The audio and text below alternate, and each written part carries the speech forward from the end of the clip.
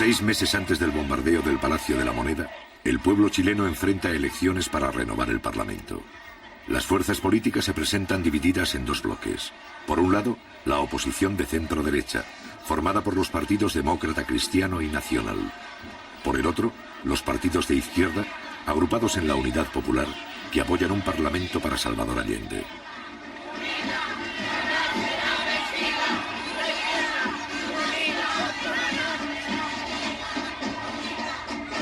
Sincrónico.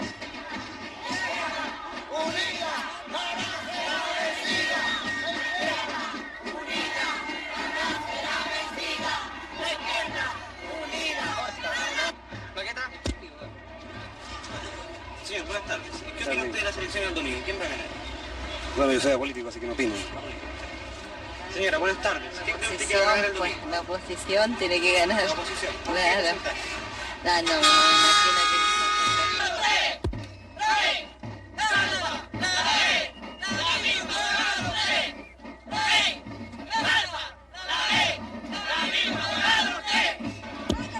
Señora, ¿por qué va a votar usted en las próximas elecciones? Por Boloya Teteboy y Eliana Araníbal. ¿Qué piensa usted que va a pasar hacia el futuro? Que vamos a seguir progresando y tenemos que seguir luchando mucho más de lo que hemos luchado. Yo de Frey, en la abominación de él, yo tenía una ranchita que se me caía. Corría el agua por dentro. Con mis 4 hijos, con bronconeumonía. Pedí ayuda por aquí, pedí ayuda por allá y no fui nunca escuchada. En cambio ahora, donde yo voy, soy atendida. Y gracias a mi presidente, tengo una linda casa, no tengo grandes comodidades, pero no me ha faltado el pan.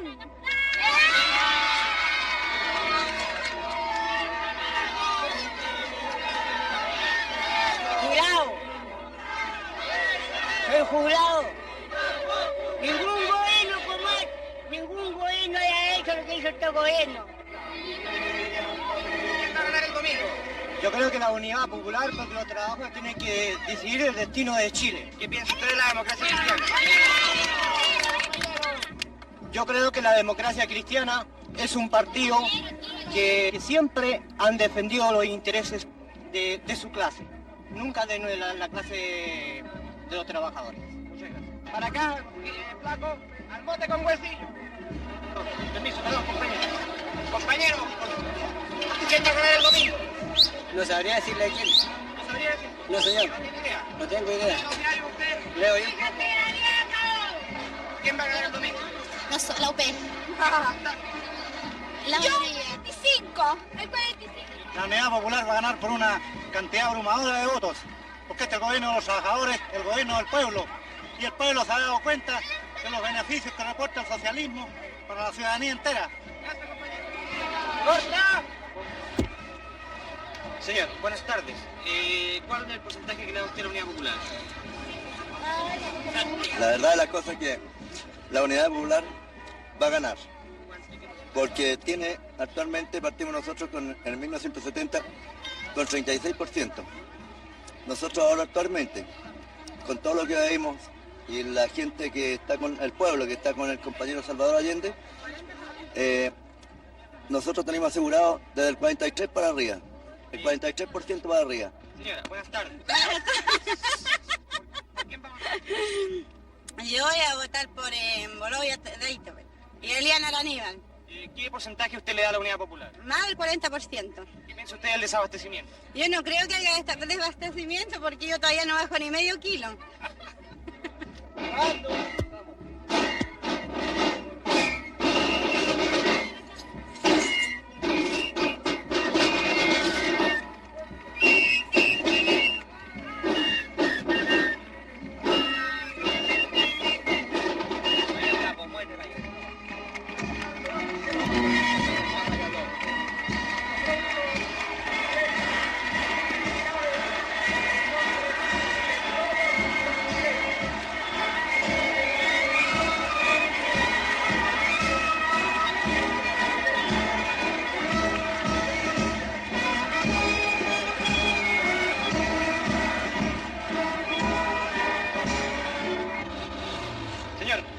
¿Cuál es su posición frente a las elecciones?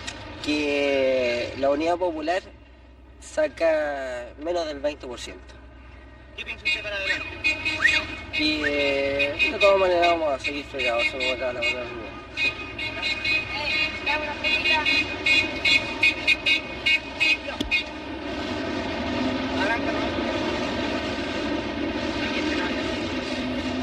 ¿Cuál es su posición frente a las elecciones?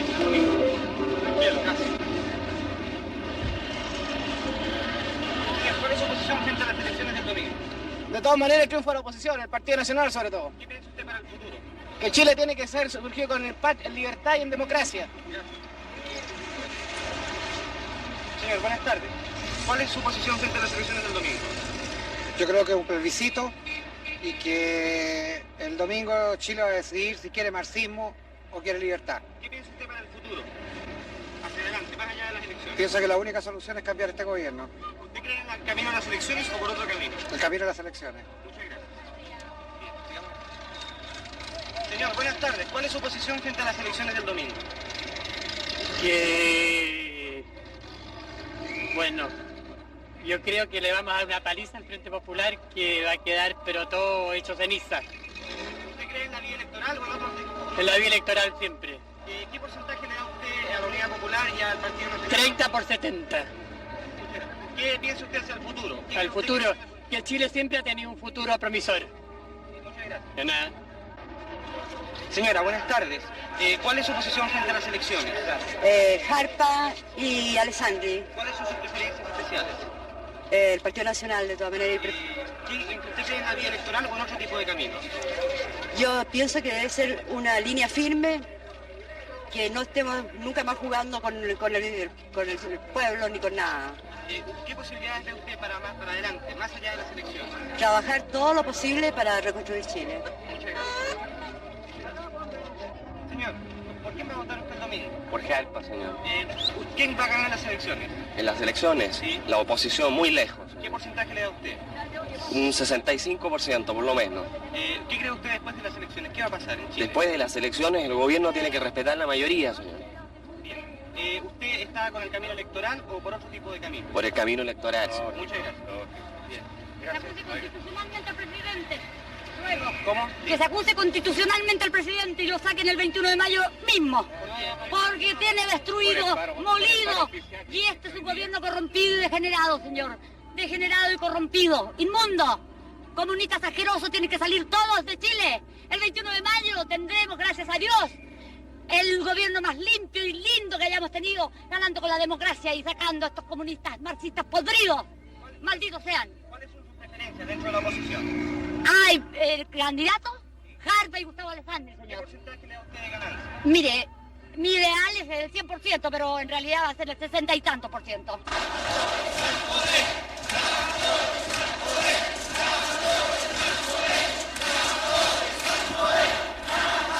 Compañero, ¿qué opina usted de cuál es su posición frente a las elecciones del domingo? Para mí que gana la Unión Popular. Y los momios que salen a enterrar. Porque ganaremos con la Unión Popular. Aquí, en cualquier parte ganaremos. Y los momios que se mueran. Compañero, ¿cuál es su posición frente a las elecciones del domingo? Luchar combativamente para sacar una gran mayoría. Entonces nosotros que tenemos la película clara y que nos damos cuenta de que la única manera de conseguir el poder, que ya lo tenemos el gobierno, ahora nos interesa ganar la Cámara de Diputados y la Cámara de Senadores. En el fondo significa tener un poco más de poder para la clase, un poco más de poder. Pero en todo caso, no son la solución definitiva. Nosotros creemos que definitivamente una u otra elección más no van a solucionar el problema para evitar el enfrentamiento. El enfrentamiento es inevitable y fundamental. De todas maneras se va a dar, porque en este instante se están polarizando cada vez más, ¿cierto?, las clases. De un lado la burguesía, ¿cierto?, y de otro lado el proletariado. Y este enfrentamiento se va a tener que dar.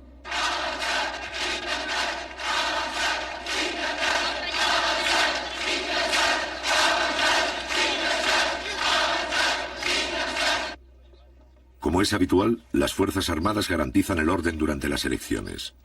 La oposición vota confiada en el triunfo. Con los 2/3 en el Parlamento, podrá destituir al presidente Allende mediante una acusación constitucional. Para ello, necesita más del 60% de los votos. Para la Unidad Popular, esta es la primera votación con todas las fuerzas oponentes desde el triunfo presidencial de 1970. Es también la oportunidad para medir su fuerza electoral al cabo de 2 años y medio de boicot económico impulsado por Washington y la oposición interna. El domingo 4 de marzo, a las 8 de la mañana, la votación ha comenzado. Sí. Señora, buenas tardes. Buenas tardes. Somos de Canal 13, estamos haciendo una entrevista en el edificio. Sí. Queríamos saber cuáles son sus preferencias y quién cree usted que va a ganar. Perdone que la moleste. No, ninguna molestia. A mí me gusta Baltra, yo voté por él. ¿Votó por Baltra? Sí. ¿Y qué porcentaje cree usted que va a ganar la CODE? ¿Si quiere pasar? Ya, porque hay poca luz, con permiso. Gracias. Señor, buenas tardes. Somos de Canal 13, estamos haciendo una entrevista. Queremos saber ¿por qué porcentaje va a ganar la CODE? Yo no tengo idea, no voto yo. ¿No votó usted? No. ¿No tiene ninguna preferencia? No, nada. Muchas gracias. Usted votó por Baltra, pero no cuenta. ¿A qué hora votó usted? Muy bien. ¿Votó por Jarta? Por Jarta. ¿A qué hora votó usted? A las 11 de la mañana. ¿En qué común?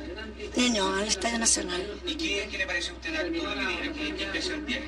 Regio, lo encuentro estupendo y pienso que la democracia va a triunfar. ¿Qué cree usted que va a pasar hacia el futuro, para adelante? Bueno, hay que se arreglar todo y vamos a reconstruir Chile. ¿Usted piensa que hay que destituir al presidente o seguir en el camino de... No, eso no lo puedo decir, pero encuentro que todo se tiene que arreglar porque si no podemos seguir. ¿Qué le parece a usted la constitución que hubo aquí de Jarta hace 2 días? Fantástica, yo estaba mirando acá. ¿Le llamó en especial la atención esa constitución? Claro, mucha gente, mucho entusiasmo y mucho orden. Bueno, y encuentro que estuvo estupendo y que vamos a ganar de todas maneras. Dígame, ¿usted qué opina de la alianza con la democracia cristiana? Bueno, la encuentro regia, muy bien. ¿Le parece muy bien? ¿Usted se siente cómodo con esa alianza? Sí, me siento muy cómoda porque encuentro que con eso todo se arregla, ¿me entiendes? Muchísimas gracias. Muchas gracias. A las 5 de la tarde comienzan a ser conocidos los primeros resultados. En el recuento de los votos participan representantes de todos los partidos políticos. El ministro del Interior, general Carlos Prats, asegura las máximas garantías de limpieza para todos los sectores. Sin embargo, antes de concluirse el recuento, algunos medios proclaman el triunfo de los partidos opositores. Omiten que más del 40% de los votos son de la izquierda, y la oposición, que nunca dudó de su victoria, sale a la calle a festejar el supuesto fin de la Unidad Popular.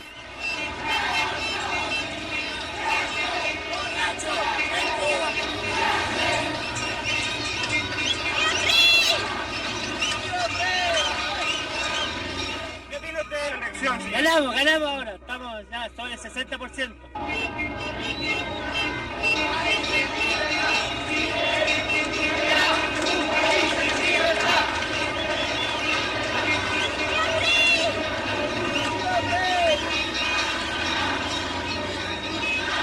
Señora, ¿qué opina usted del acto eleccionario de hoy? Fenómeno, teníamos que ganar de todas maneras. Señor, ¿qué opina usted del acto Bonito, eleccionario? Frey, argentino, estoy feliz con que haya ganado Frey, pero muy bien. Una felicidad inmensa. Que sean varios Frey los que hay en Chile. Corriendo, más.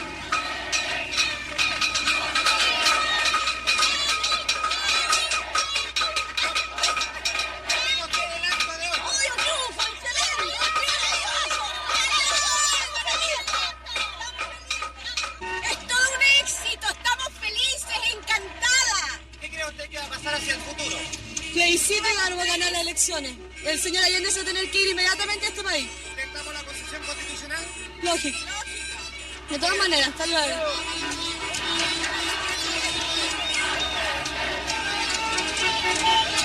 ¿Qué opina usted de la elección de hoy? ¿Qué opina usted de la Que elección? hace un triunfo democrático de que Chile será siempre libre. ¿Qué va a pasar para el futuro? Ni Dios quiera que pase nada. Lo único que pedimos es que siempre Chile sea libre. ¿Usted apoya la acusación constitucional en Sí, contra de señor, Allende? sí. ¿No cree usted que eso puede ocasionar una guerra civil? No, de ninguna manera. En la mayoría tenemos la mayoría. Señor, ¿qué opina usted de la elección de hoy? Por fin le sacamos la cresta a estos carajos. Señor, ¿qué le parece pareció la elección de hoy? Muy bien, muy magnífica. ¿Qué no traes?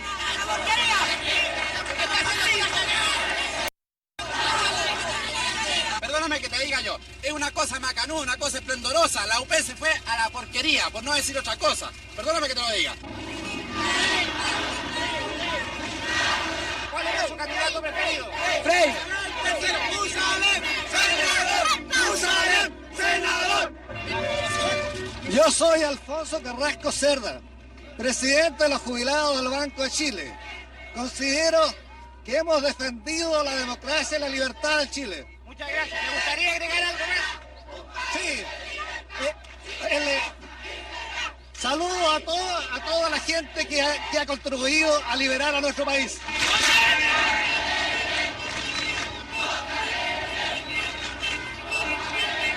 Pasada la medianoche, los resultados definitivos siembran el desconcierto entre la oposición. El número de votos con que soñaban se esfuman en un fracaso. Contra todos los pronósticos, la Unidad Popular no solo no disminuye su apoyo electoral, sino que lo aumenta. Sin aceptar los cómputos, un sector de la oposición habla de fraude electoral y saca sus fuerzas de choque a la calle.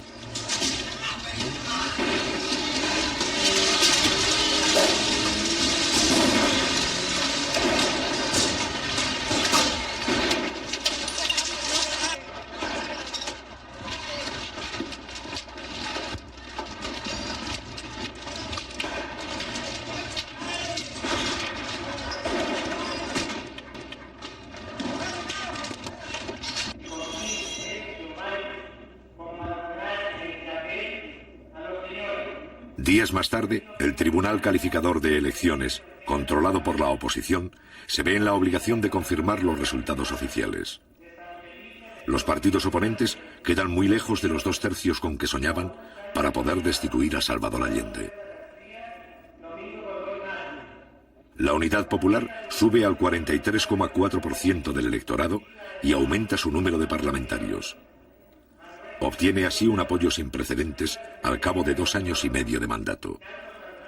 Para la oposición, el juramento de los nuevos diputados marca el fin de la etapa electoral.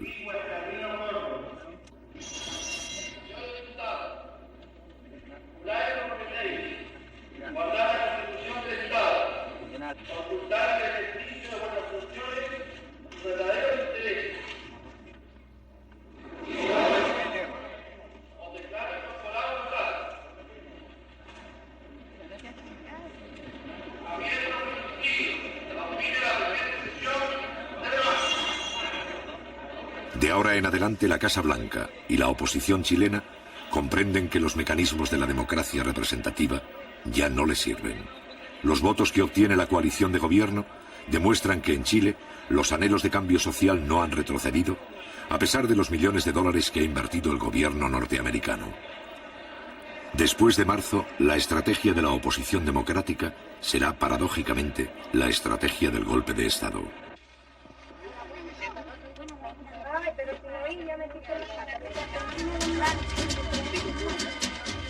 Gracias a una denuncia de un vecino, acá en la unidad vecinal número 8 de la séptima comuna, aquí en Copiapó 319, se descubrió que se encontraban acaparados 20 toneladas de azúcar, 400 cajas de confort, 500 cajas de detergentes, 100 cajas de Nescafé, 100 cajas de leche condensada, 50 cajas de salmón, arroz en grandes cantidades.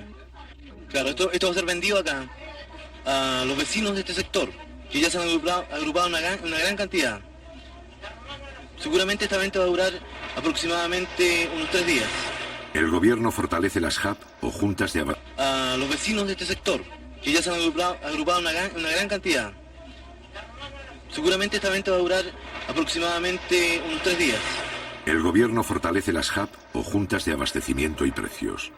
En teoría, las JAP son organismos vecinales para fiscalizar la distribución de alimentos y denunciar a los comerciantes especuladores. Cuando las JAP descubren un acaparamiento, el gobierno interviene el negocio y pone a la venta los productos. En el almacén del Irquén de la señora Rufina Moreno Díaz, comienzo. Se ha encontrado la siguiente mercadería: 310 paquetes de té, 2 cajones de 350, alimento para niños 53 cajas,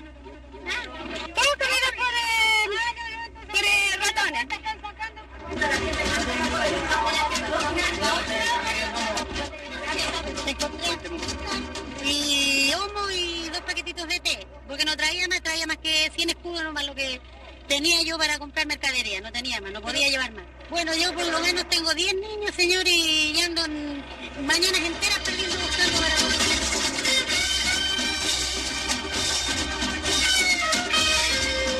Hay que derrotar el mercado negro, hay que sacarle la cresta a estos gallos. Aquí hay que llegar y cerrarles un negocio, meterlo en la cárcel. Eso realmente debe hacer para que entonces toda esta gente agarre miedo y no pueda seguir especulando. Y yo pienso que aquí hay abastecimiento de sobra, se vence. ¿Cuántas veces no se ha dado a conocer en los diarios nuestros, por ejemplo, de tantas toneladas de azúcar, tantas cosas que se encuentran acaparadas? En el mes de marzo hay 3.000 HAP en todo Chile. En algunos casos, las HAP adoptan la tarjeta de racionamiento para mejorar la distribución y eliminar a los especuladores. ¿Cuál es la tarjeta? A ver, una muestra.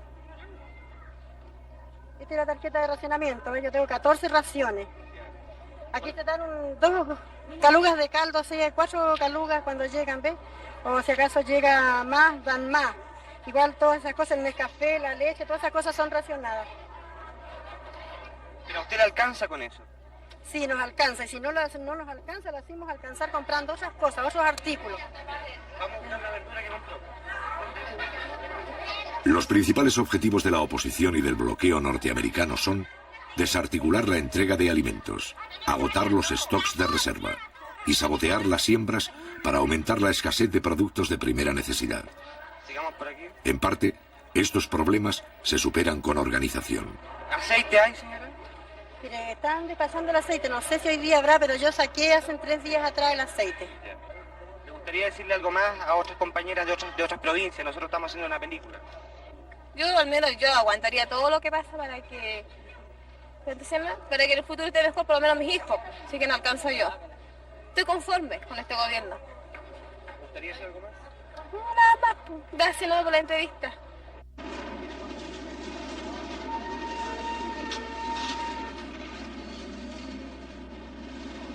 Para la oposición, el ejemplo de las HAP se torna peligroso. El Congreso inicia una acusación contra el ministro Orlando Millas, impulsor de las HAP.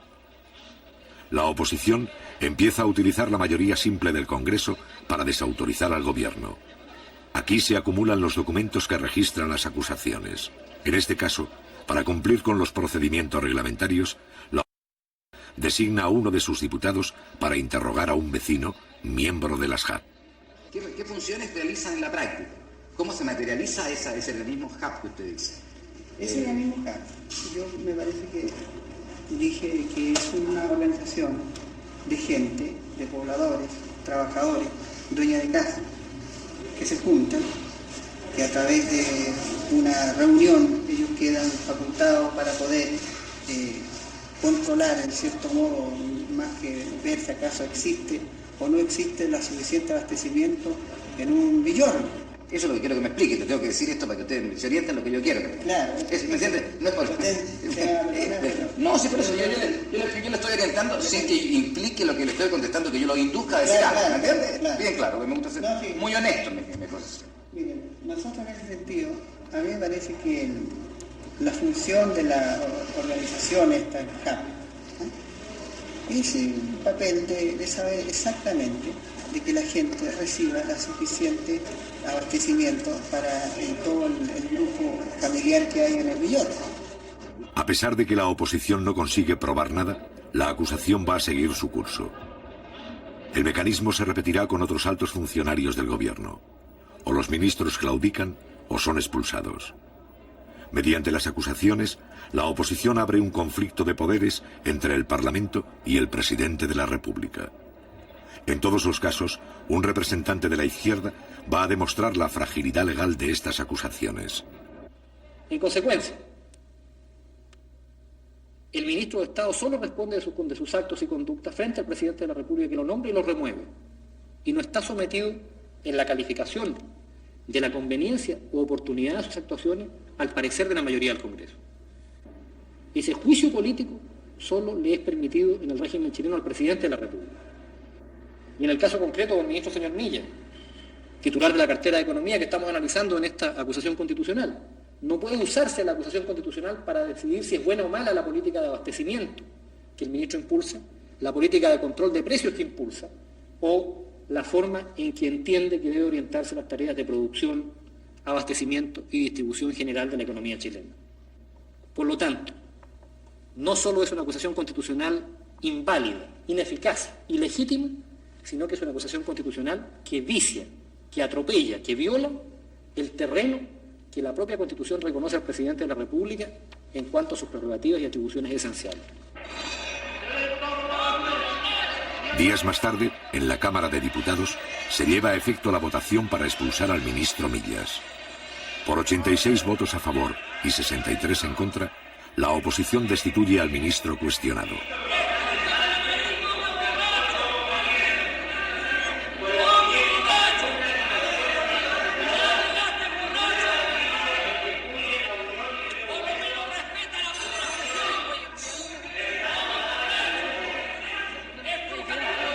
En un periodo de 3 meses, la oposición destituye 2 intendentes y 7 ministros de Allende, es decir, un alto funcionario de la Unidad Popular cada 10 días. Y por cierto, que ellos rechazan que nosotros usemos las leyes que ellos tuvieron en sus manos y que las emplearon contra el pueblo.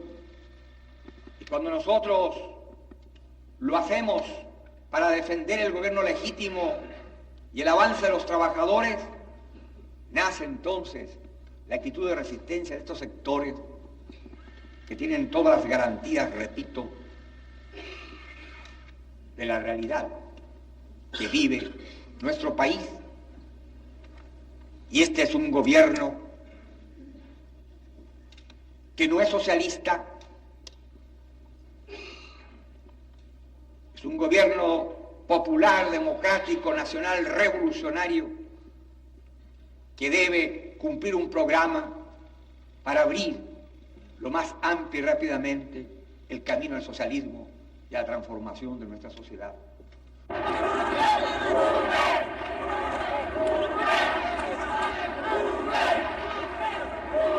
Poco tiempo después, el Congreso inicia un intento de acusación contra todos los ministros del gobierno. Esto significa la destitución de 15 ministros de una sola vez. Sin embargo, la presión popular hace retroceder a un sector de la oposición y la maniobra fracasa.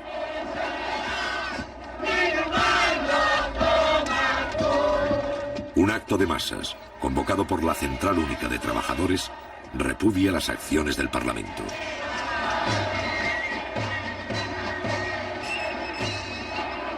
Y la derecha es la que siempre ha estado atornillando al revés. Siempre es la que ha estado incitando que nosotros derroquemos al gobierno, pero eso no va a suceder nunca, porque los trabajadores elegimos ese gobierno y ese gobierno va a seguir porque es de nosotros y lo defenderemos hasta con nuestras vidas, sea como se sea. Si ellos quieren sacarlo a la calle, allá en la calle saldremos, y si hay que luchar, sabremos luchar, como trabajadores conscientes que somos, en defensa de nuestra democracia de trabajadores.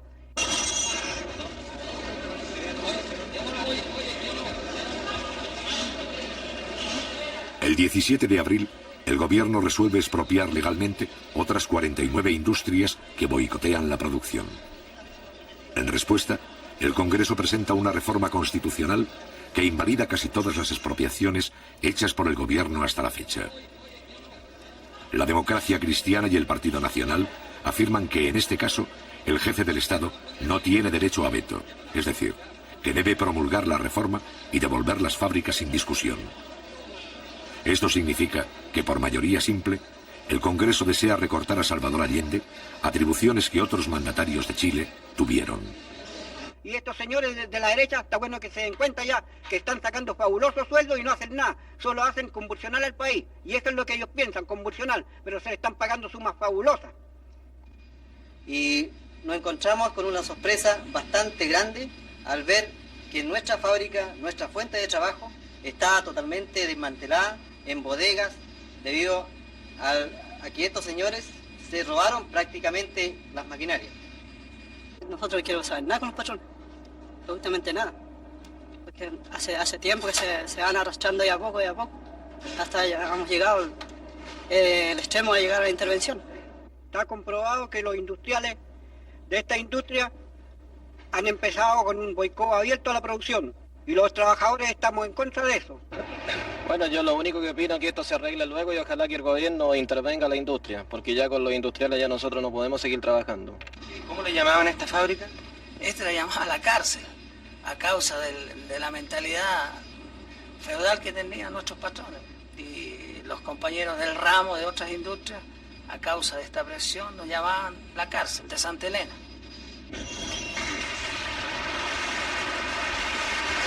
El 23 de mayo, Eduardo Frei, demócrata cristiano y expresidente de Chile, es elegido jefe del Senado. Una de sus principales tareas será la de agravar el conflicto de poderes. Si Allende se niega a promulgar la reforma y no devuelve las industrias, la oposición afirmará que se ha salido de la Constitución. Y si acepta, el Parlamento pasará de hecho a tener el control del Estado. Allende considera que este emplazamiento es ilegítimo y somete el problema al Tribunal Constitucional. Si comprendemos que en esta hora lo primordial, lo básico, es afianzar el gobierno en lo político y conquistar los instrumentos, haciendo que haya permeabilidad institucional para que entiendan los opositores que no pueden negarle a un gobierno lo esencial para poder vivir en defensa de Chile frente a una realidad económica que no emana de los errores cometidos por nosotros, sin negar lo que hayamos cometido, sino son los factores internacionales y nacionales que pesan, sobre todo cuando un gobierno como el nuestro se enfrenta con el imperialismo y con la oligarquía terrateniente bancaria feudal.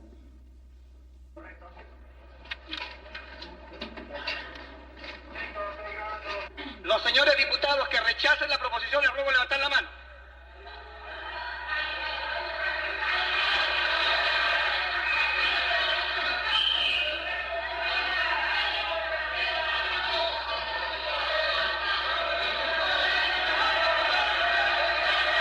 De ahora en adelante, el Parlamento busca el bloqueo definitivo del gobierno. En los meses de abril, mayo y junio, el Congreso declara el boicot contra toda iniciativa de la Unidad Popular. Resultado de la votación. Por la afirmativa 52 votos, por la negativa 81. Queda rechazada la proposición formulada por el Ejecutivo.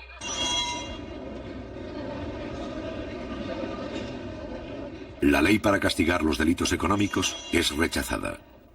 La ley para crear el Ministerio de la Familia es rechazada. La ley de reajustes y salarios para los trabajadores es aplazada y luego despachada sin financiamiento. La ley para regular la participación de los obreros en las fábricas es rechazada. La ley para crear el Ministerio del Mar es rechazada. La ley para formar las empresas de autogestión es rechazada.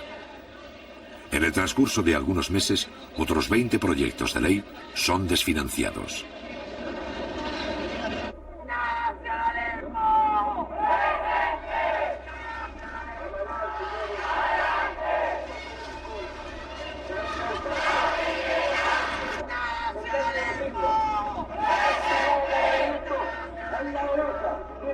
Estamos frente a una escuadra de choque del grupo fascista Patria y Libertad.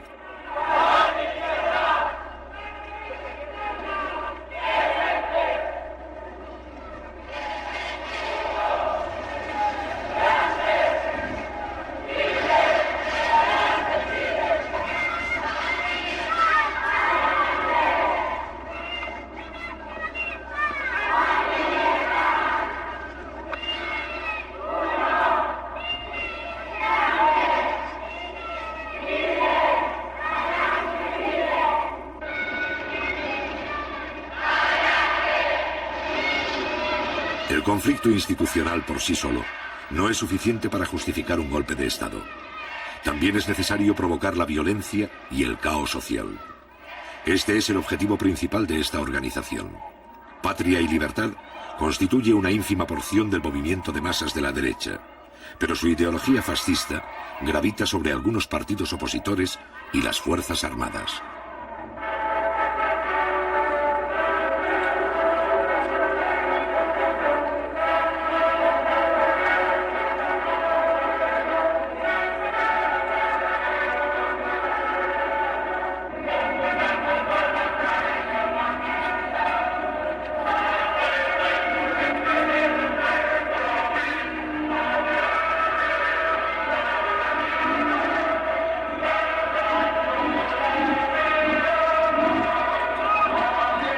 Entre sus dirigentes e ideólogos hay antiguos empleados del Servicio Informativo de los Estados Unidos en Chile. Sus mecenas son las grandes organizaciones patronales, la Sociedad Nacional de Agricultura y la Sociedad de Fomento Fabril. Pero la gran ayuda proviene del Departamento de Estado norteamericano. En 1974, algunos exfuncionarios de ese departamento revelan que en este periodo la CIA mantiene 40 agentes de primera clase en Chile, muchos de ellos instructores de patria y libertad.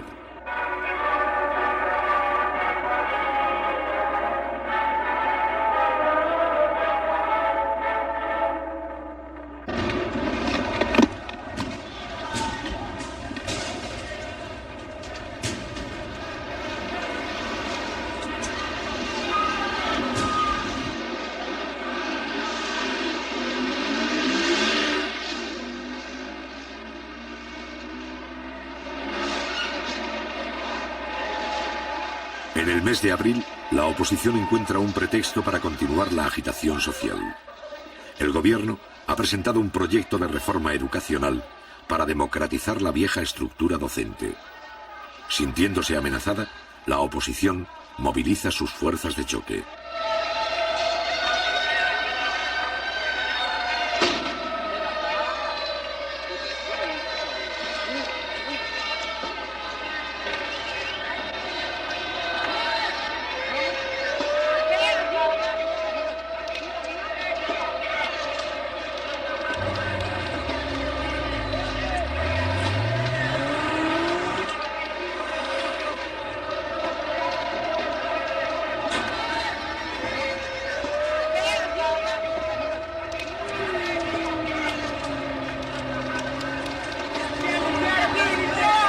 Por primera vez en Chile, una cantidad apreciable de estudiantes se deja instrumentalizar por las clases más privilegiadas. Los partidos opositores, los profesionales, los gremios de comerciantes respaldan el desorden callejero.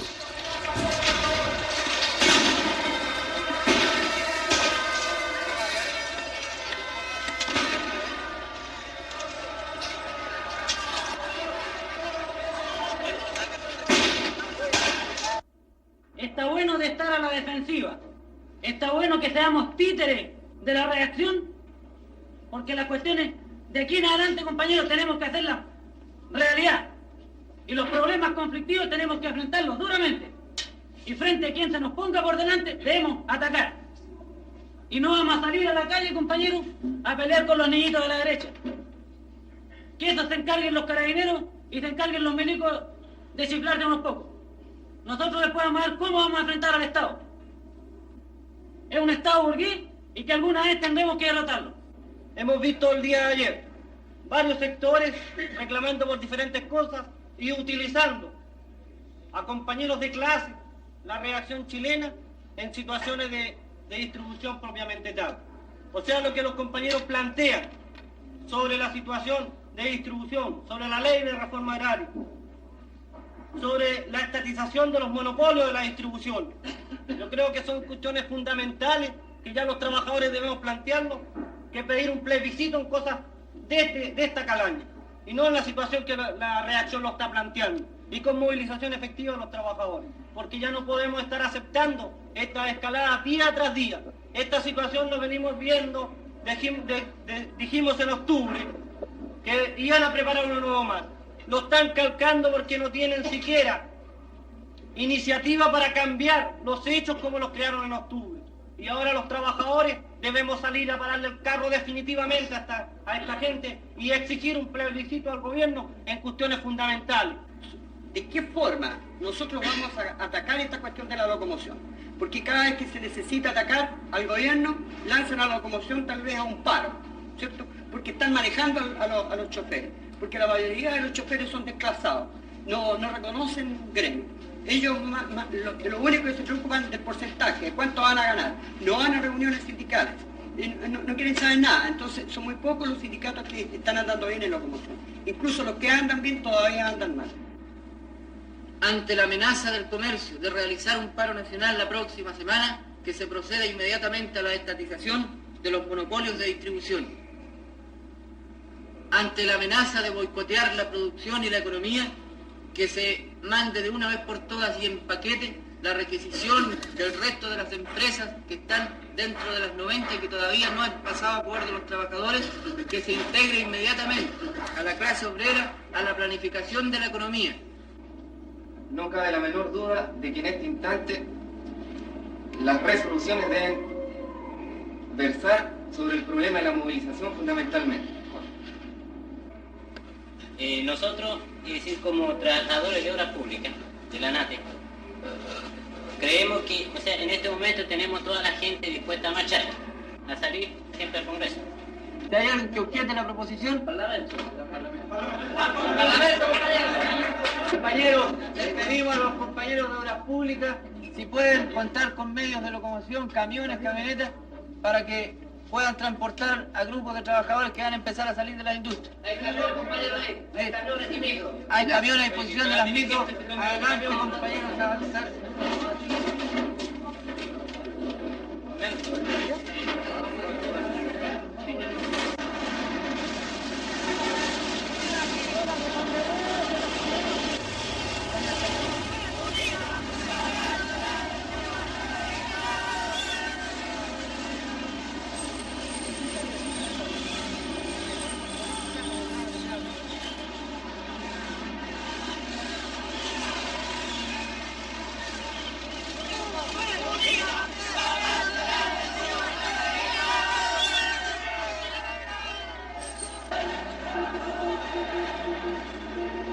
El 27 de abril, la Central Única de Trabajadores convoca un acto de masas en apoyo del gobierno. Mediante la presencia de los obreros, se trata de impedir que las calles de Santiago continúen en poder de los agitadores de la oposición.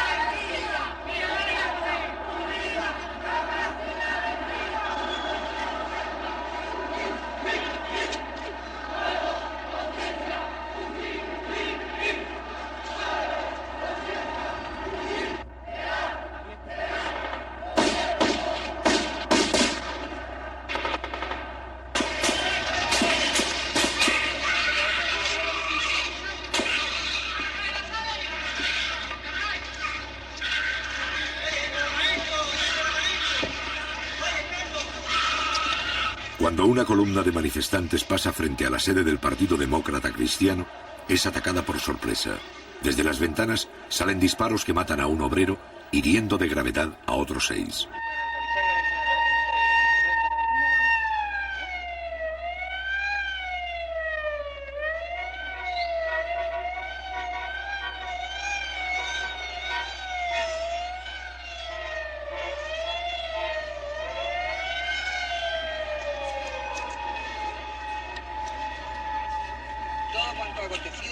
De responsabilidad de la gente que nos vino a provocar. Y el muerto, los 7 heridos. ¿Y a dónde? ¿Cuál? El muerto. Hay un muerto, una bala y 7. Los periodistas fuimos testigos cómo disparaban de arriba. ¿Y usted cree que, señor, que nosotros tenemos que dejarnos que nos vengan a atropellar aquí? ¿Es cristiano matar a la gente? ¿Quién nos protegió aquí a nosotros? ¿Usted justifica la muerte? Creo que está hablando aquí en la sede del Partido Demócrata Cristiano. Y aquí a la sede del Partido Demócrata Cristiano. No me atache porque yo no sé nada. Pero ¿por qué golpean periodistas? ¿Por qué golpean periodistas?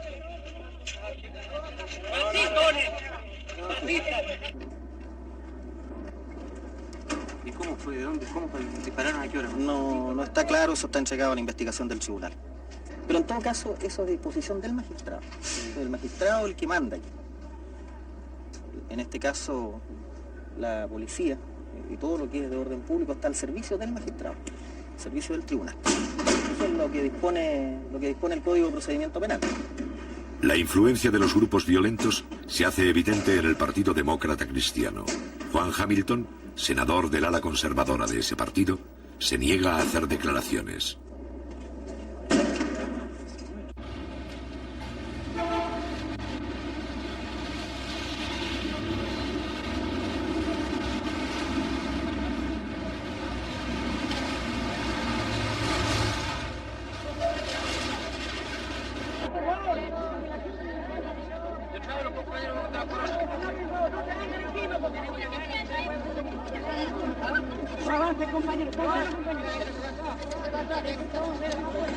Momento de silencio, por favor, compañeros. Tranquilicen los ánimos.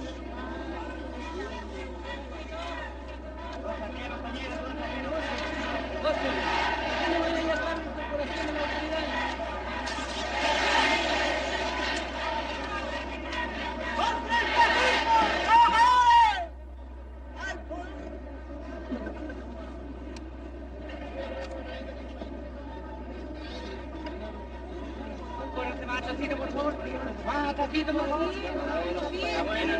bueno, si estamos bien.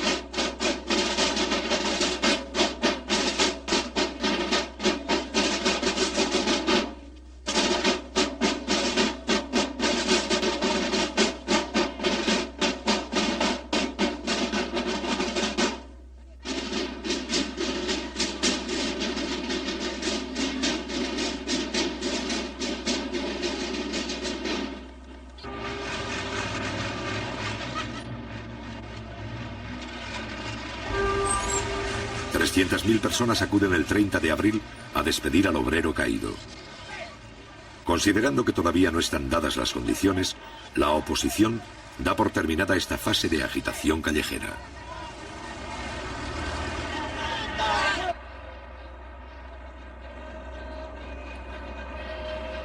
Los trámites para castigar a los responsables de la muerte del obrero Ahumada no prosperan.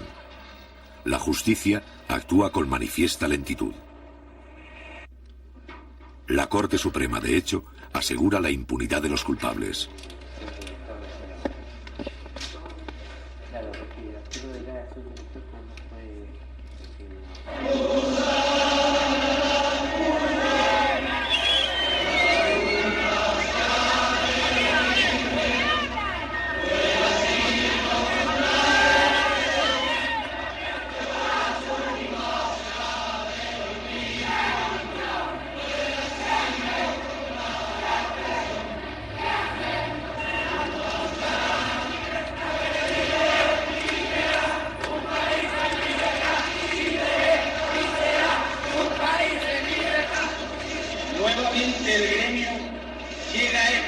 Convocado por los dirigentes nacionales a conocer los antecedentes y cifras que representan nuestras tarifas. En primer lugar, hará uso de la palabra el presidente de la Confederación Nacional de Taxibuses y Microbuses de Chile, Ernesto Cisterna Solís.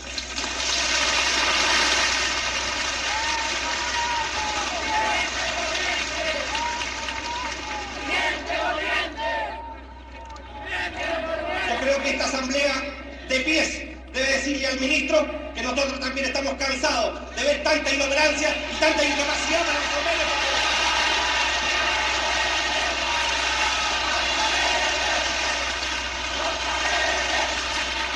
Durante los 3 años de la Unidad Popular, el Instituto Americano para el Desarrollo del Sindicalismo Libre, financiado indirectamente por la CIA, orienta su trabajo hacia los gremios chilenos. En el mes de abril, 108 dirigentes, principalmente del transporte, reciben formación en los Estados Unidos. No hay que confundir la conciencia con la paciencia, que no queremos política ni con las tarifas ni con el gremio, pero que necesitamos subsistir. Nosotros tenemos que defender nuestros intereses y para eso pelear como un solo hombre, pero con nuestra directiva nacional y salir a la calle de tal manera que nos vean, que se sienta la fuerza de un gremio del rodado con valentía, con fervor, pero por sobre todas las cosas como chileno y con dignidad, colega. Porque ya no podemos más seguir parchando, ni soldando, ni reventar. Ya las máquinas envejecieron y envejecen también las espaldas curvadas de tanto empresario que a través de tanta generación, sino que se trata de llenar las ollas, de poder subsistir, de poder resistir, de poder salvar esta actividad, porque con ella estamos salvando el trabajo de millones de personas que tienen fe y confianza que este hombre de trabajo, este transportista maltratado, este sí que está construyendo a Chile, este sí que es un revolucionario, este sí que es una parte positiva. Esto nos indica que ha llegado el momento que el rodado chileno completo, sin distinción de unos y en otros, en una sola plataforma de lucha, planteemos este paro nacional.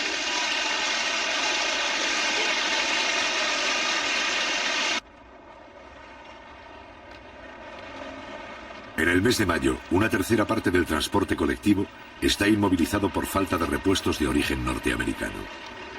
En 1973, las importaciones de Estados Unidos bajan al 15% del total. Para protestar contra este estado de cosas, pero también para agravarlo, los dueños de autobuses particulares declaran una huelga indefinida. Durante el conflicto, la empresa del Estado, con solo 600 vehículos, debe atender por sí sola el trabajo que hacen los 5.000 autobuses privados de Santiago. Para neutralizar en parte los efectos de la huelga, los obreros sacan a la calle los camiones de las fábricas. ¿Qué opina usted de esta huelga? Que todos luchemos para lograr que el gobierno tenga confianza gracias a los trabajadores. Que hay que combatir nomás la huelga. ¿Cómo tenemos que combatir?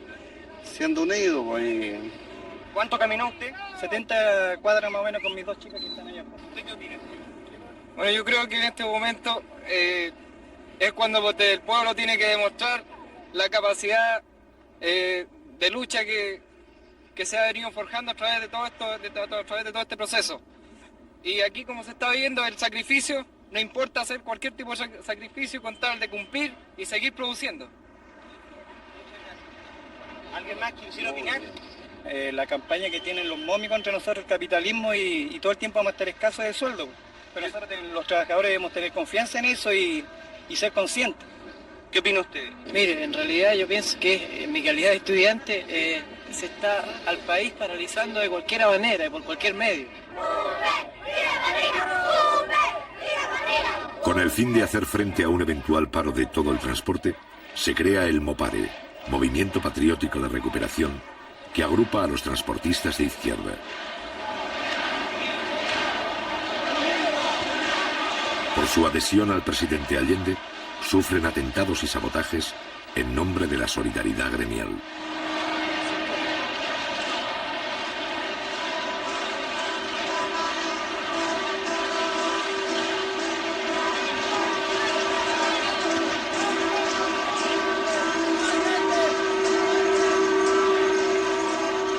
A la lealtad del pueblo responderé con la lealtad de un militante socialista y como presidente de Chile cumpliré implacablemente el programa de la unidad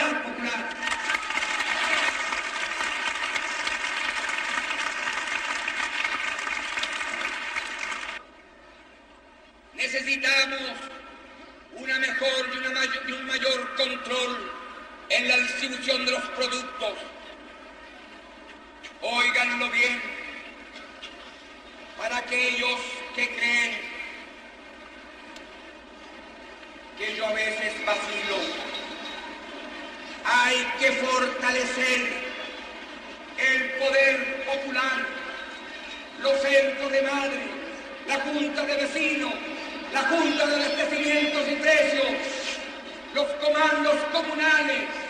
Hay que fortalecerlos, hay que fortalecer los cordones industriales, pero no como fuerzas paralelas al gobierno, sino como fuerzas populares, junto a la fuerza del gobierno de ustedes, el gobierno popular.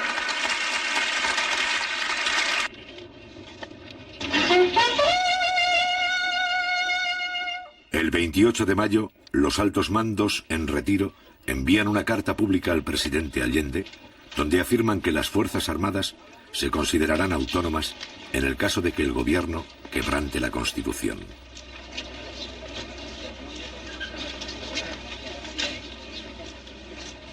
Un poco antes, los altos mandos se habían pronunciado en contra del proyecto de reforma de la enseñanza.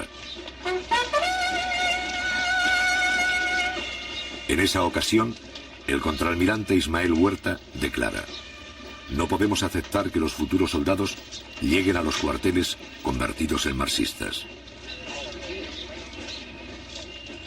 Desde 1950, más de 4.000 oficiales han cursado adiestramiento en los Estados Unidos y en la zona del Canal de Panamá. Durante los 2 años y medio del gobierno de Allende, han recibido del Pentágono $45 millones en ayuda militar, es decir, más de 1/3 de toda la ayuda conseguida en los últimos 20 años.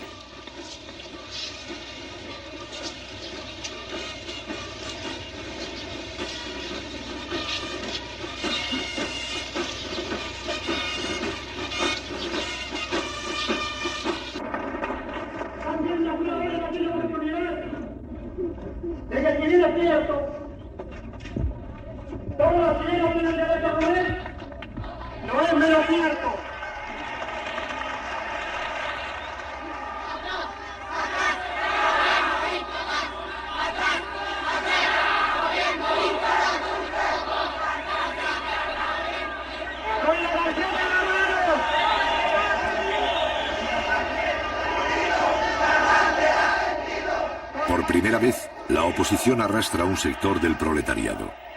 En la mina El Teniente, 80 kilómetros al sur de Santiago, una parte de los trabajadores se declara en huelga por causas económicas. Tradicionalmente bien pagados, los mineros del cobre son la aristocracia obrera de Chile. Para la oposición, el objetivo del conflicto es paralizar la mina. Un 20% de las divisas de Chile se producen aquí.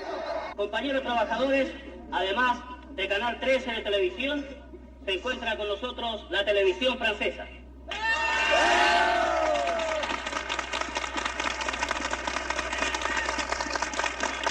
Compañeros, levantar la tarjeta de giro.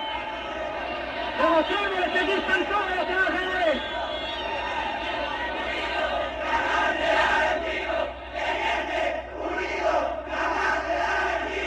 Primero, solucionemos los problemas de los trabajadores del Teniente.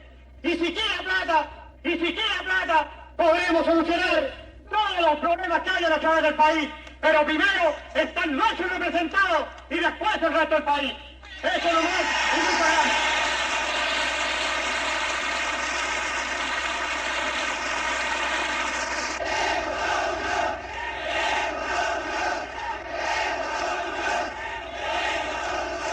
Por eso hemos pedido y solicitado el permiso a los dirigentes sindicales para hacer uso de esta tribuna.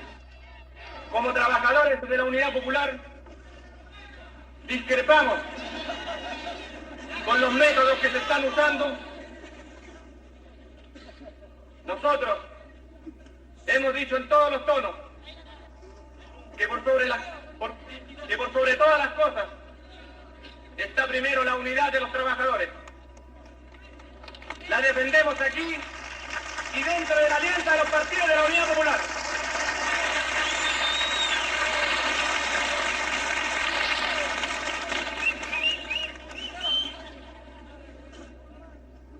Ustedes se preguntarán por qué estamos aquí. Estamos por la vuelta al trabajo, pero no por parcialidades.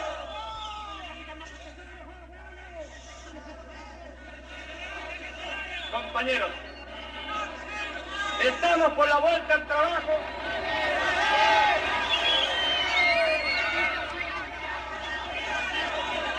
Compañeros, compañeros, compañeros, compañeros,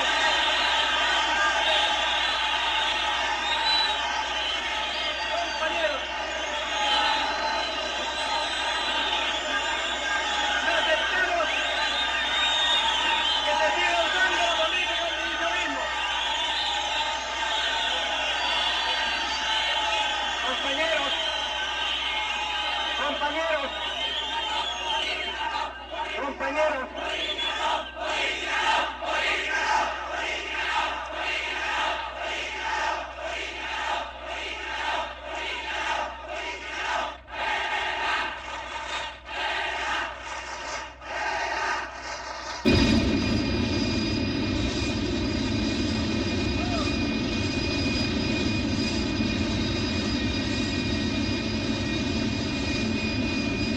Ese mismo día y a la misma hora, más de la mitad de los 8.000 mineros continúa en sus puestos de trabajo.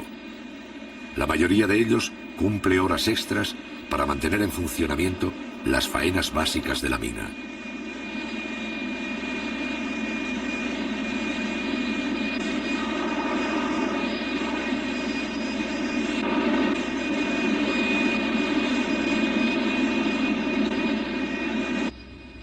Caletones es un centro de trabajo que tiene casi los 2.000 trabajadores entre empleados y obreros. Y ahora el día de hoy tenemos 750 trabajadores trabajando. Lo que significa que estamos casi normalmente en la parte industrial. Y de hecho eso significa que ya en el día de mañana o el lunes nuestra normalidad va a ser total. Aquí lo que cabe también señalar de que ese sector que se está pegando contra un muro respecto a lo que ellos están planteando en una tesis totalmente fuera de toda jurisdicción. Incluso la historia señala que los trabajadores obreros aquí luchamos incansablemente contra el yanqui, hasta que logramos quitarle la industria, nacionalizarla, digamos, porque ahora es de Chile, no es mía ni de un compañero en particular, sino que de todos los chilenos, pero nosotros tenemos la primera responsabilidad de saberla manejar. Entonces ahora los trabajadores en eso ya están tomando conciencia casi absoluta. Solamente los que están en la oposición son los que siguen empecinados en querer creer que aquí hay otros patrones. No, no es tal cosa. Porque si se tratara de otros patrones, ellos mismos, la democracia cristiana, que tiene aquí por lo menos representación sindical, tienen representantes en el Consejo de Administración. Por eso le pedimos a la prensa izquierda, especialmente al Canal 7, que le haga muy poca importancia a los trabajadores que están en estos momentos trabajando. Que vengan aquí y se den cuenta cuál es el número, para que se dejen estos señores de mentir. Como ustedes partieron, está bien hecho. Por una razón muy sencilla, porque ustedes están llegando al centro de trabajo, que es bastante importante, ¿no es cierto? Pero esta prensa, el Canal 13, el Mercurio y todos esos diarios, se han basado solamente en Rancagua, y creen que Rancagua es la sociedad minera del teniente, y eso es malo. Eso es lo que necesitamos nosotros los trabajadores. Los que estamos trabajando actualmente, lo que queremos es que esta situación se arregle, no en beneficio personal de los trabajadores, sino que en beneficio de todos los chilenos. Tome cualquier trabajador que haya aquí y consulten, cualquiera que sea la opinión de ellos. ¿Y qué piensan ustedes? ¿Creen que está dividiendo? ¿Que ustedes son los que están dividiendo a los trabajadores del teniente? De alguna manera vamos a dividirlo. ¿Cómo? El enemigo que está dividiéndolo. El enemigo está dividiendo. ¿Qué dice usted? Porque ellos pidiendo el enfrentamiento entre los trabajadores, porque el otro día mismo el presidente de la Zonal públicamente dijo que si había que correr sangre, se tenía que correr sangre. Ellos están pidiendo el enfrentamiento de nosotros. Entonces no es nosotros en ningún momento hemos querido dividir la parte obrera. Porque la realidad de las cosas, bueno, yo tengo ya mis 43 años y he pasado por bastante tiempo en los fierros, digamos, 27 años. Entonces, lógicamente que yo he venido viendo los gobiernos anteriores, han tenido bastante, digamos, mano dura para nosotros los trabajadores, la clase trabajadora. Entonces, como decía el compañero Palma, yo creo que este gobierno ha sido muy blando. Es que es blando porque es el gobierno de los trabajadores. Pero si tuviéramos un gobierno de otra tendencia, ¿no es cierto? En estos momentos varios compañeros, varios de nosotros estaríamos muertos. ¿no es cierto? Y aquí en la compañía no quedaríamos muchos compañeros de izquierda, sino que quedarían pura de derecha. Aunque hemos recibido amenazas, nos tomaron el camino, no pudimos bajar el otro día, pero igualmente asistimos al trabajo. Y bajamos a pie. Y bajamos a pie, lo fuimos por Polígono, por cualquier lado, pero el asunto es que seguimos trabajando. Y muchos hacían 2 turnos también. Bueno, y hubo compañeros que hicieron hasta 3 turnos y se quedaron aquí porque un trabajo que no se puede abandonar. Habíamos dado la partida en la vuelta al trabajo y no se pueden abandonar los convertidores, no se pueden abandonar los espesadores, y ese es un trabajo de mucha responsabilidad.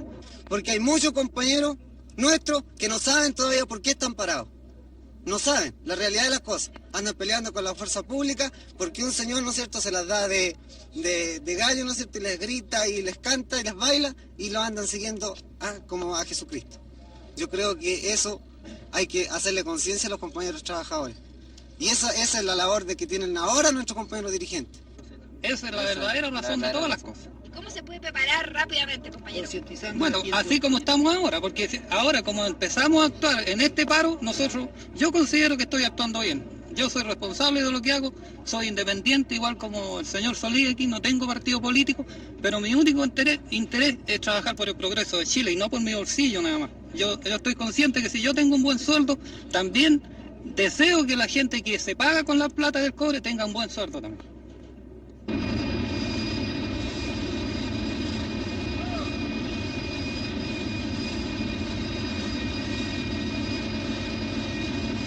Hoy día ya han salido más de 400, turno de 3 a 11 ha salido más de 300, así que ya se está normalizando todo. La asistencia de obreros al trabajo sube al 61% el día 7 de mayo. Los trenes de la mina funcionan día y noche.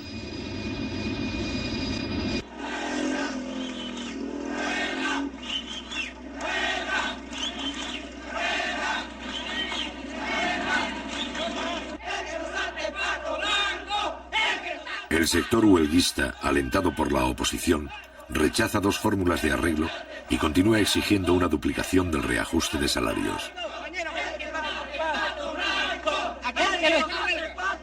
Nosotros reclamamos un 41% que se nos debe la empresa a nosotros. ¿Cuántos días llevan de huelga ya? 21 días llevamos hoy. ¿Qué cree usted que va a pasar? No sé, pues tendrán que haber una solución hoy día o mañana, yo creo. ¿Este es un movimiento gremial o un movimiento político? No, ninguna casa en ningún momento ha sido político porque no ha habido ninguna política o un ministro o un diputado, un senador metido en esto, porque los trabajadores somos los que estamos defendiendo los derechos nuestros. Y yo creo que tenemos que ganarla porque nuestro presidente lo sacamos para que defendiera los derechos de los trabajadores, no para que viniera a criticar los que nosotros estamos pidiendo algo que no es justo. ¿Usted está con el presidente? Estoy con el presidente. Pero esta huelga perjudica al gobierno. Desde luego lo que le perjudica, pero yo creo que en todos estos días, todos estos 21 días que llevamos en huelga, debería haber sido por lo menos ya solucionado.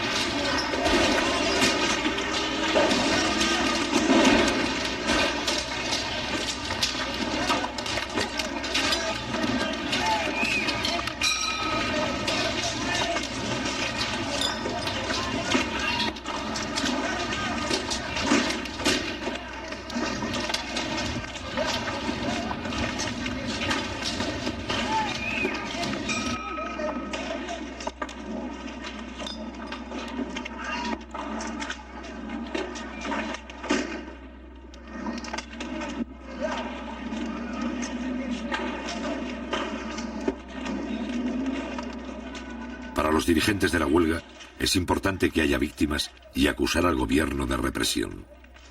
Por eso la fuerza policial recibe órdenes de actuar con el máximo de cautela.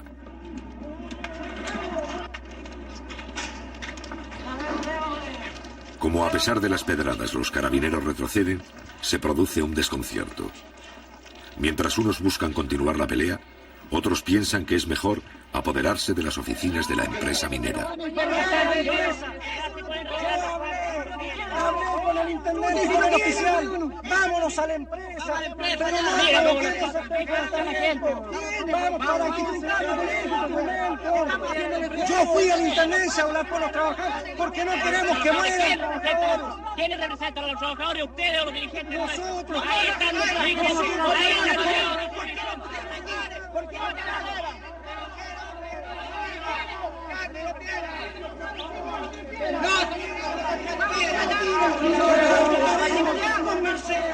Conversemos, saquen los carabineros si quieren conversar, hombre.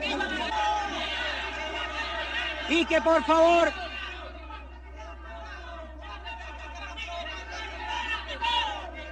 y también solicité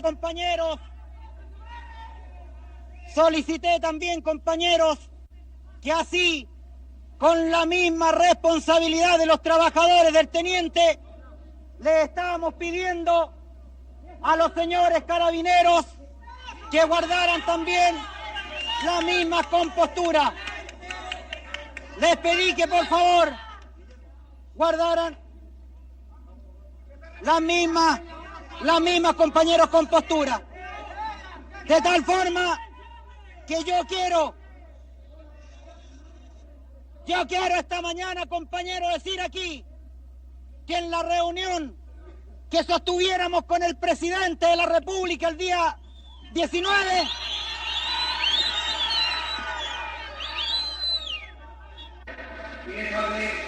¿cómo puede hablar un hermano mayor, un compañero? Y si se ve que la verdad que entregaba es que paraban la producción de la cobre, cuando necesitamos divisa, cuando no tenemos el financiamiento necesario, cuando estamos amenazados de no poder cumplir los compromisos esenciales. En ese instante, sobre todo ahora cuando el precio del cobre ha alcanzado niveles satisfactorios, en ese momento se paraliza el teniente, se llega a niveles extraordinarios de operación. Y les hablé de mis compañeros, con cariño, con respeto, con afecto. Sin embargo, pudo más el criterio progresista en esta parada del teniente, y eso significa millones de dólares para esta empresa. Pudo haber esperado una solución que seguramente costaba menos que un día de producción, pero aceptaron el presidente honesto, un reajuste por reajuste, contra la ventaja. Yo les pido a ellos que entiendan que ser trabajador del cobre en este país es un privilegio desde el punto de vista patriótico y revolucionario. Ellos son los trabajadores de la empresa vital y esencial de la patria. El cobre depende que podamos comprar repuestos, materia prima, insumos, alimentos y medicamentos.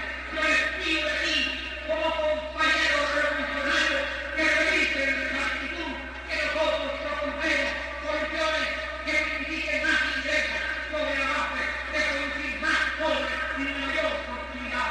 Yo golpeo su conciencia revolucionaria y les digo que tengo fe en el trabajador chileno, que no puede olvidar la agresión imperialista y la conspiración interna. El trabajador del cobre, como el campesino de las aguas, tienen su origen para defender el futuro de Chile, amenazados de fuera y soterrados de dentro.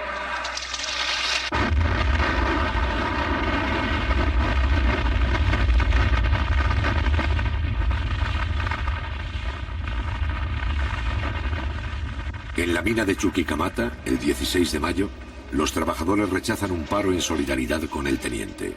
En la mina El Salvador ocurre lo mismo. La oposición fracasa en su intento de ampliar la huelga a las otras minas de cobre.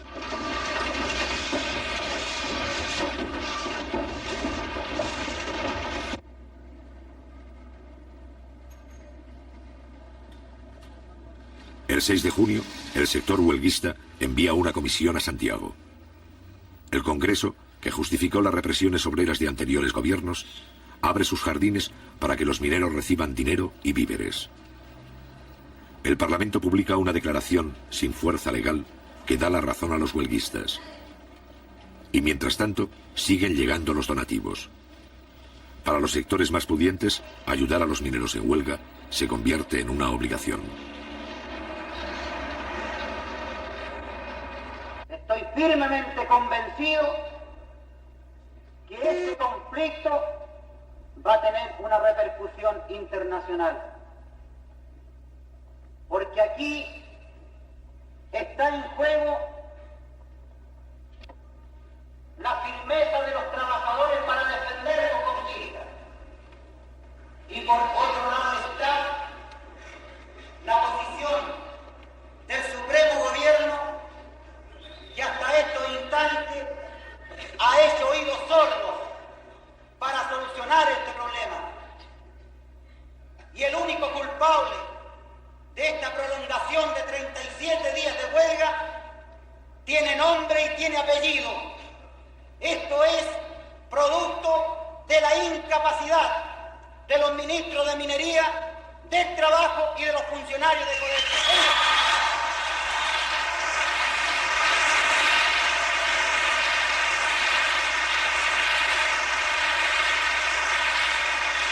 Por primera vez, un dirigente obrero es recibido en la Universidad Católica. Cuando ya trabaja el 65% de los obreros y el 10% de empleados del teniente, el dirigente Guillermo Medina viene a recibir el apoyo de los hijos de la clase acomodada.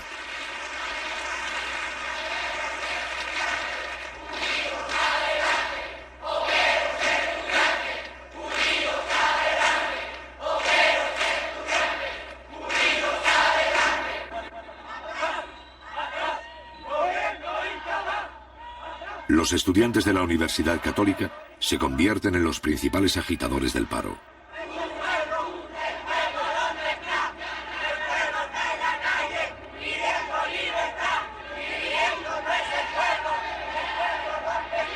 Mientras en el teniente la huelga retrocede, la oposición politiza el conflicto. En Santiago, la organización Poder Femenino comienza a recolectar fondos para las esposas de los mineros. Un amplio sector de la clase media empieza a sumarse, consciente o inconscientemente, a las filas del fascismo.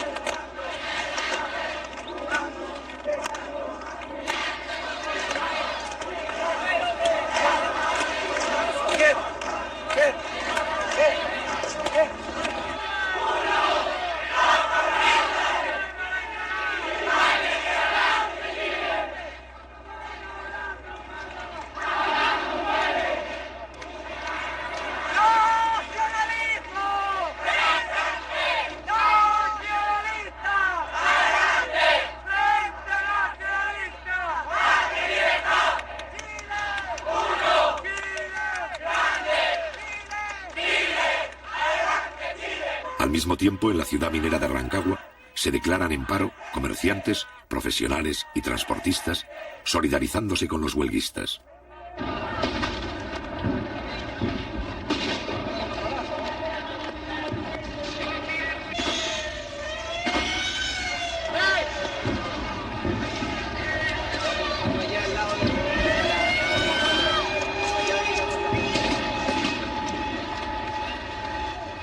El 10 de junio, la oposición ocupa por la fuerza la radioemisora de la ciudad. Como Rancagua resulta estrecha para inflar políticamente el conflicto, ya en franco retroceso, resuelven trasladarse a la capital. En la mañana del 15 de junio, 3.000 huelguistas llegan hasta la sede del Partido Demócrata Cristiano en Santiago. Aproximadamente constituyen el 25% del personal de la mina.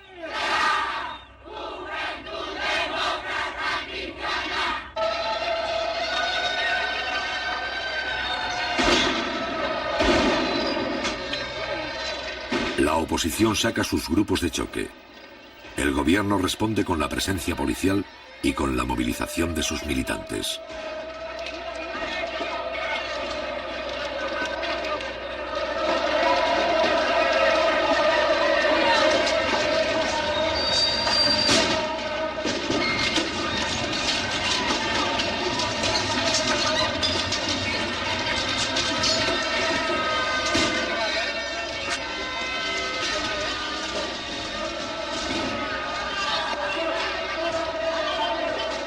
Brigadas de obreros colaboran con la fuerza pública para imponer el orden.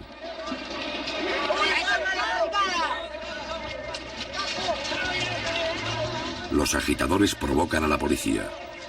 Luego se dan a la fuga. Los obreros de izquierda desarman las barricadas.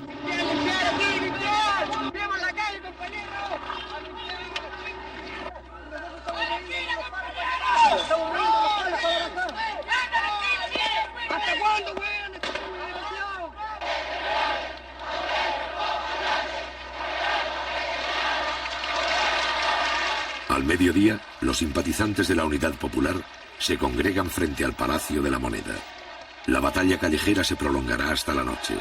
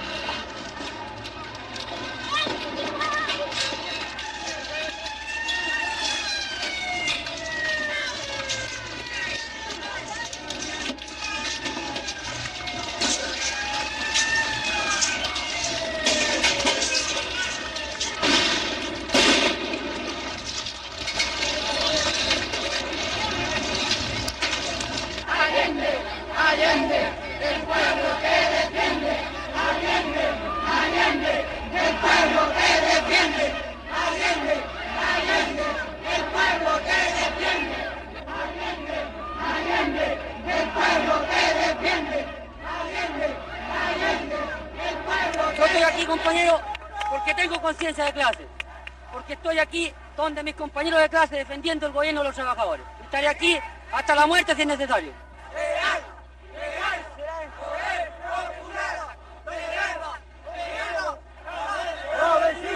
La izquierda unida, la vencida. Compañero, yo estoy aquí a las 7 de la mañana, compañero, por una convicción primero. Soy padre de 12 hijos. Sé claramente que esta lucha de este gobierno no es para mí. Son pocos los días que me quedan de lucha y de sacrificio. Es para mis hijos. Aquí lo que defendemos nosotros es el poder constitucional. Estamos contra el fascismo. Estamos con el gobierno popular. Y porque creemos que es una lucha justa la que se está dando en este momento, venimos a defender la posición de todos los trabajadores a través de estos movimientos. No queremos que por un grupo de privilegiados, como son los mineros del teniente, este gobierno vaya a tener problemas. Todo lo contrario, nosotros vamos a defender la posición de este gobierno hasta las últimas consecuencias. Compañera, ¿por qué está usted aquí? Bueno, porque soy chilena y tengo que defender el gobierno de Allende porque es mi gobierno, el gobierno del pueblo. Lo que al fascismo ya no se le va a aguantar más a nada más. Hay que pararlo de una vez por todas y ya está bueno de la cera ya. Eso es lo que el pueblo pide. Usted donde vaya pide lo mismo, compañero. Que basta, esos zánganos se están ganando la plata de balde ahí en el Congreso, compañero. Sí, eso es la opinión de todos los trabajadores, de toda la gente en las poblaciones, compañero. Y mano dura contra los especuladores. Que saquen el delito económico para que de una vez por todas podamos combatir y encarcelar a los sinvergüenzas y acaparadores, compañero. ¿Te gustaría decir algo más a los otros trabajadores que hay aquí? Está bien con lo que he dicho, compañero.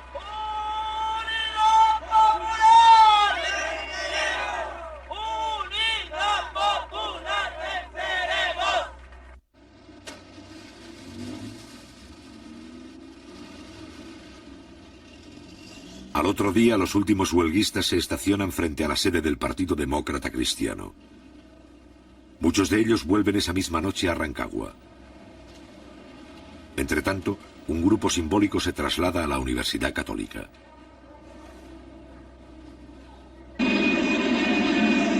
En el el teniente, el 93% del personal ha vuelto a su trabajo.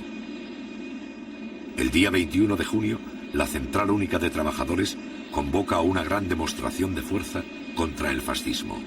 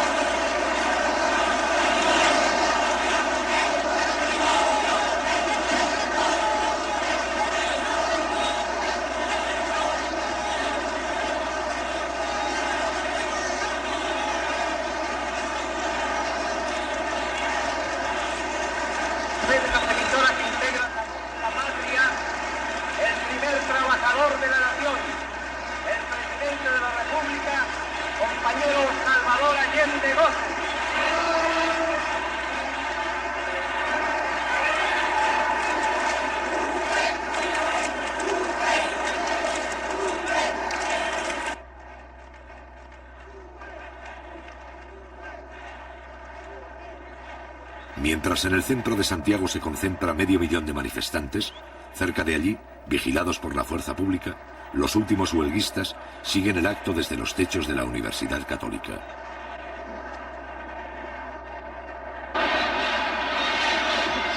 Sostengo que nunca en nuestra historia hubo un acto de la magnitud y del contenido de este. Ha habido que innovar en todos los métodos para poder tener siquiera y aproximadamente una dimensión de la extraordinaria, combativa y enorme multitud que llena las calles Moneda, Agustina, Amunátegui, Ahumada, Morandé, Huérfano, Teatino, gran parte de Alameda, y todavía no ha podido llegar la columna que partía de Tajamar, al igual que la de Vicuña Maquena. Jamás en la historia de Chile el pueblo estuvo más combativo y presente. Aquí se siente la historia. Aquí estamos afianzando nuestro derecho a construir un porvenir de justicia y libertad, de abrirnos paso hacia el socialismo.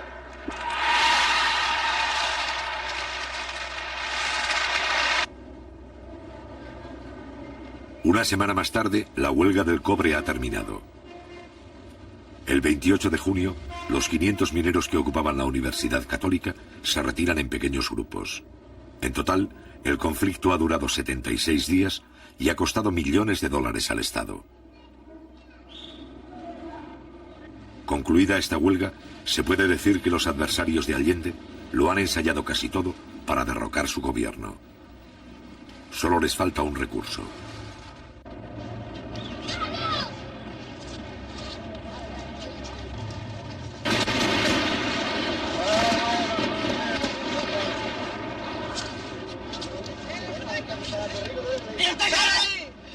Al otro día, el 29 de junio a las 9:10 de la mañana, el regimiento blindado número 2 ataca el Palacio de la Moneda con 6 tanques y algunos vehículos de transporte.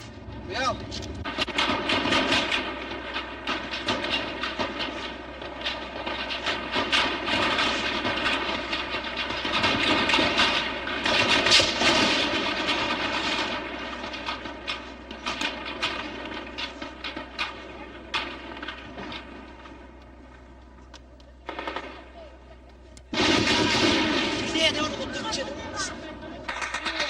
A las 9:30, el Parlamento, el Poder Judicial y los partidos opositores guardan silencio. El resto de las Fuerzas Armadas no secundan la acción.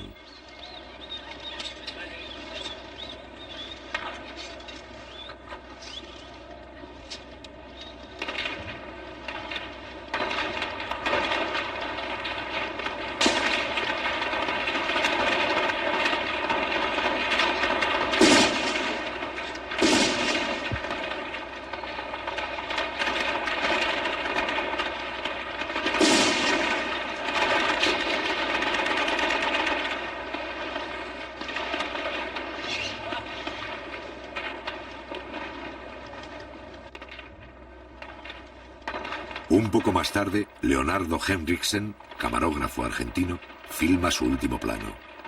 No solo registra su propia muerte, también registra, 2 meses antes del golpe final, la verdadera cara de un sector del ejército chileno.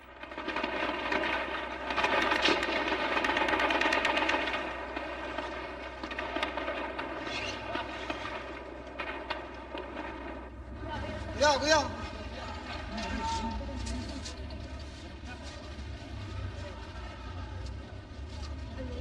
Cuidado, cuidado, que sale de aquí.